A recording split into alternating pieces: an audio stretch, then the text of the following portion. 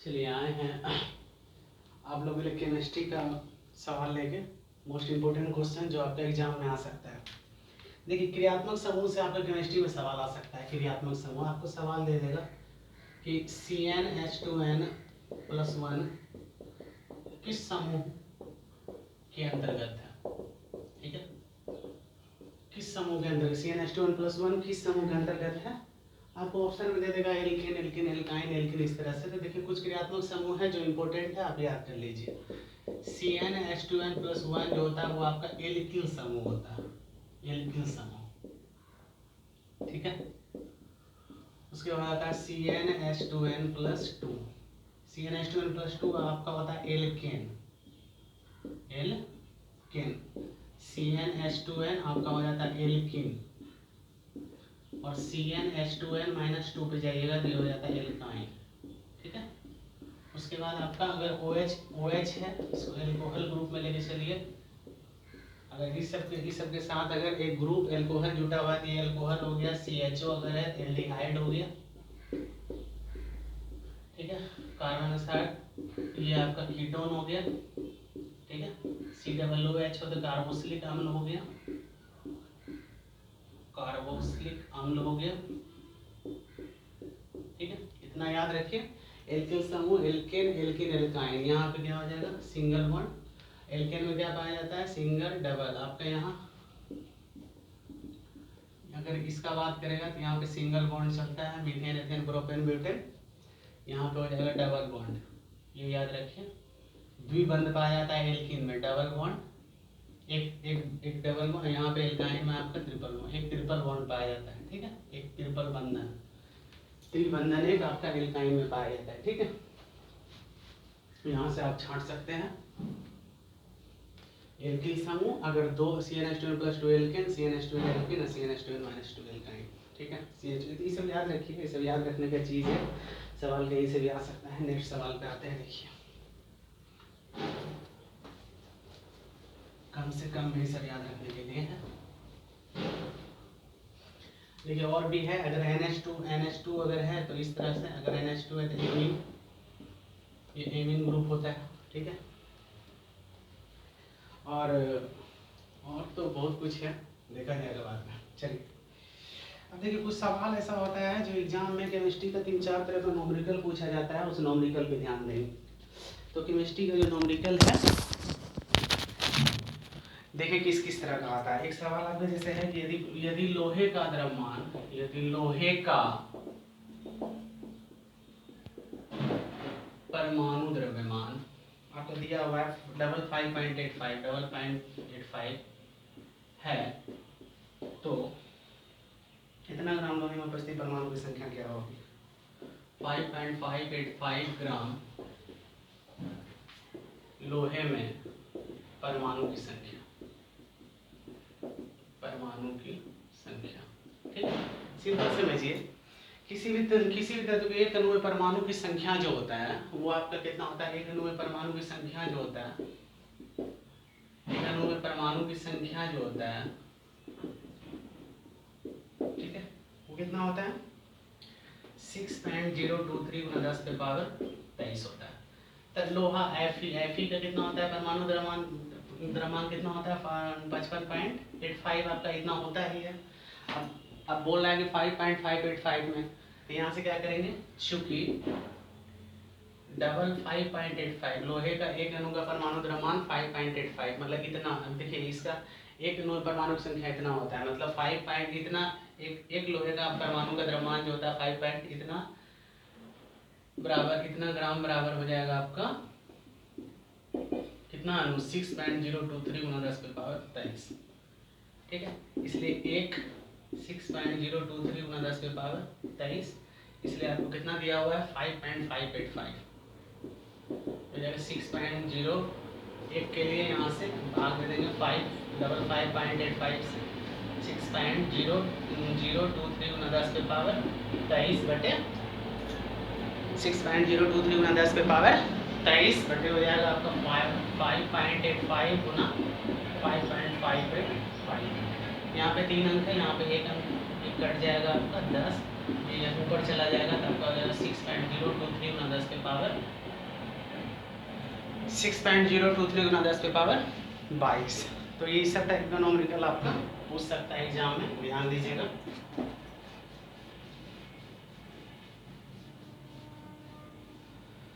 बगल में स्टेशन है कालहस्ती स्टेशन, भोला बाबा का मंदिर है, तो ज़्यादा ट्रेन चलता है इधर। बहुत ही काल को हरण करने वाला मंदिर है, पर्यटक सब भी आता है यहाँ पे। तो बगल में ट्रेन जाता है तो थोड़ा बहुत आवाज़ में डिस्टरबेंस आएगा आपका। देखिए सवाल क्या है, मेंडलीव के आवर्त सारणी में तत्वों के वर्गीकरण का आधार क्या है? तो मेंडलीव, सवाल है मेंडलीव की आवर्त सारणी, आवर्त सारणी में वर्गीकरण का आधार, ठीक है।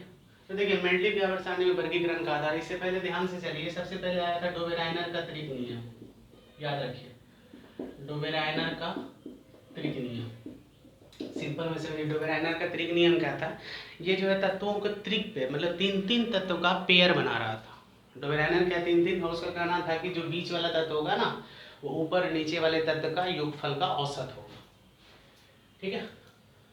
तो डोबेराइनर का त्रिक नियम आया था, इसको त्याग, मतलब इसको ये क्या है कि सभी तत्वों को एक रूप नहीं बैठा सका, और उस समय सिर्फ तीन त्रिक, डोबेराइनर के समय मात्र बहुत सारा तत्व था, 100 तत्व से ऊपर था, लेकिन इसको सिर्फ तीन त्रिक प्राप्त हुआ, इसको छोड़ दिया गया था। उसके बाद आया था न्यूलैंड्स का अष्टक नियम, न्यूलैंड्स का अष्टक नियम, इसको भी त्याग दिया गया था, ये भी फेल्योर हुआ। न्यूलैंड्स का अष्टक नियम भी क्या बोल रहा था, इसके अनुसार से क्या है कि तत्वों को अगर सजाया जाए, उसके तत्वों को, मतलब न्यूलैंड्स का अष्टक नियम जो था वो आपका संगीत के सारे गामा पे आधारित था। मतलब प्रत्येक आठवां तत्व जो होगा वो प्रथम तत्व के गुणधर्म के समान होगा, ऐसा इसका कहना था। न्यूलैंड्स का अष्टक नियम सवाल आपको आता है, कभी कभी पूछता है कि संगीत के स्वर पे आधारित नियम किसका था, तो याद रखिएगा न्यूलैंड्स का अष्टक नियम संगीत के स्वर पे आधारित था। इसके बाद आया था मेंडलीव का नियम, मेंडलीव का नियम। तो मेंडलीव का नियम यही कहता था कि तत्वों को उसके परमाणु द्रव्यमान के क्रम में सजाया जाए, परमाणु द्रव्यमान के बढ़ते क्रम में सजाया जाए। तो यहीं पे सवाल है मेंडलीव के आवर्त सारणी में वर्गीकरण का आधार क्या था, तो ये आपका परमाणु द्रव्यमान था, परमाणु द्रव्यमान था। मेंडलीव आवर्त नियम का संशोधन किया था आधुनिक आवर्त सारणी, जो मोसले के नियम पे आधारित है, मोसले का नियम, मोसले का नियम। मेंडलीव का नियम जो है, मेंडलीव का आवर्त सारणी में बहुत सारी गलतियाँ, बहुत सारी विसंगतियाँ थी। इसमें जो है आपका क्या बोलता है वो आइसोटोप, आइसोबार सब स्थानिक संभावित सबके लिए जगह जो है उतना पर्याप्त रूप से नहीं छोड़ा गया था मेंडलीव का।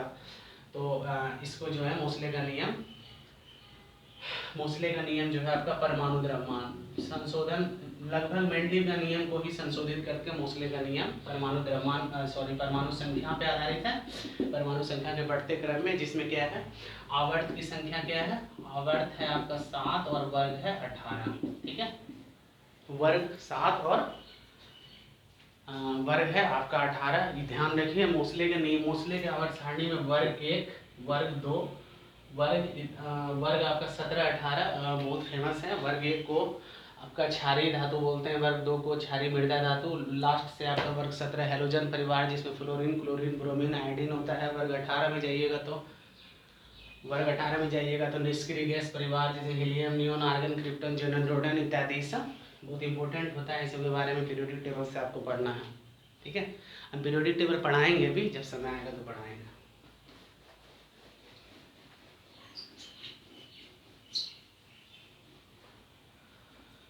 देखिए सवाल केमिस्ट्री में अच्छा सा सवाल होता है, अच्छा सा सवाल आता है ये। देखिए एक सवाल है आपका, एसटीपी पर 44.8 लीटर कार्बन डाइऑक्साइड में मोलों की संख्या क्या है। एसटीपी पर ये सब सवाल आपको एग्जाम में आना ही आना है। एसटीपी पर 44.8 लीटर CO2 में मोल की संख्या, मोल की संख्या, ठीक है। एक मोल CO2 का आयतन, किसी भी गैस का एक मोल का आयतन जो होता है, एक मोल का आयतन, किसी भी गैस के एक मोल का आयतन 22.4 लीटर के बराबर होता है, ठीक है। कोई भी गैस के बारे में आपको बोल रहा है तो उसका एक मोल का आयतन 22.4 लीटर, ये एक ऑब्जेक्टिव है, इसको याद रखिएगा। तो सिंपल है, 22.4 लीटर बराबर एक मोल, 1 लीटर बराबर हो जाएगा 1/22.4, इसलिए कितना दिया होगा आपका 44.8 लीटर, हो जाएगा आपको 44.8/22.4, दो बार में कट गया आपका 2 मोल आंसर। केमिस्ट्री का न्यूमेरिकल बहुत ही ईजी होता है, बस आपको बनाने का नियम पता होना चाहिए, आप सवाल छोड़ के नहीं आएंगे। यही सब सवाल देखिए, ये सब सवाल बहुत सारा जिसको जानकारी नहीं होगा वो छोड़ के चला आएगा, आपको लेकिन बना के आना है। इसको मिटाते हैं, आगे बढ़ते हैं। बड़ा मज़ा आता है अगर आप अगर जानते हैं फिजिक्स केमिस्ट्री को सॉल्व करना, फिजिक्स केमिस्ट्री के बारे में अच्छा से आपका थ्योरी अच्छा मजबूत है तो बड़ा मज़ा आता है फिजिक्स केमिस्ट्री के सवाल बनाने में। अब देखिए आपका सवाल है, नेक्स्ट सवाल पे चलते हैं।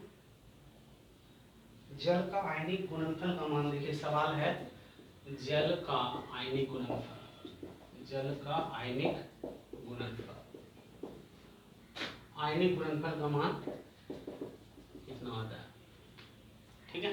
जल का आयनिक गुणनफल जो होता है H प्लस और OH माइनस, ठीक है, H plus OH minus ion दोनों का आयनिक गुणनफल का मान जो होता है 10 के पावर -14 के बराबर होता है, याद रखिएगा। जल का आयनिक